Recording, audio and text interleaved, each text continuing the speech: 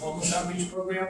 It was the first attempt at trying to take all the citywide agencies that are involved in one way or another with the homeless encampments and have them actually work together collaboratively, not just for an hour here or 2 hours here, but actually on a daily basis. So imagine, if you will, we have an actual command post set up over at our Department of Emergency Management. So we have our own dedicated room, we have our own dedicated computers, we have our own dedicated police dispatcher, we have our own dedicated DPW dispatcher. So with all these resources in the same room, it allows us the ability to immediately request resources. So if we need the Department of Public Works right now, we can dispatch a truck out there. If Public Works is on scene and they need the police presence, they can dispatch one of our officers out there immediately. If we need HOT, there's a person there from the Department of Homelessness and Supportive Housing who can dispatch somebody from HOT out there immediately. So this collaborative effort has really made a big difference.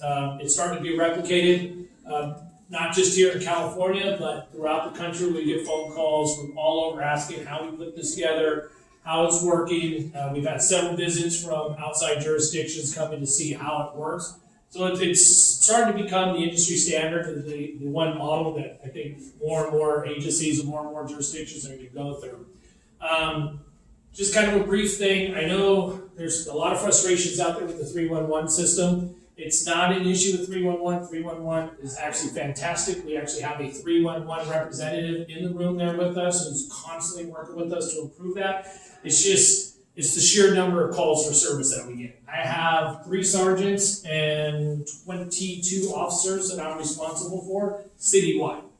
So you imagine I have that finite amount of resources to handle this amount of calls for service. Now, each district station has their own in-house homeless outreach officers. Here in the Mission, Captain Caltagirone has 6 homeless outreach officers, so they work in conjunction with us. They meet with us on a Wednesday on our weekly meetings to update them both on training, on safety issues, and on newer trends, on how we're going to approach things.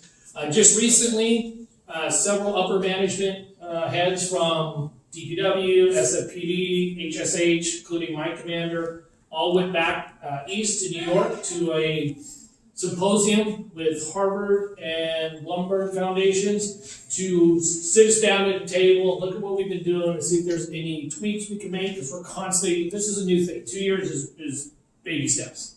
If you look at the kind of how long this has been going on and how long the police and the city has been dealing with this. So one of the things that did come away from there was more resources available to my officers. So now we have more dedicated beds for us at our navigation centers. So that allows us, we don't really want to have to go out and enforce laws. This is not, we're not going to arrest our way out of this. This is not an enforcement-driven project. This is a compassion and service-driven project, including the officers who are out there in uniform. We're not out there to issue citations or arrest our way out of this. We're there also to offer services. So having those extra beds available too has really helped out a lot for us.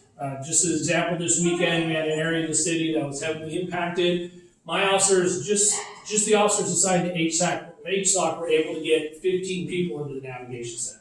So that's huge. That's 15 people that were connected to services who may not have been connected to services had it not been for our officers.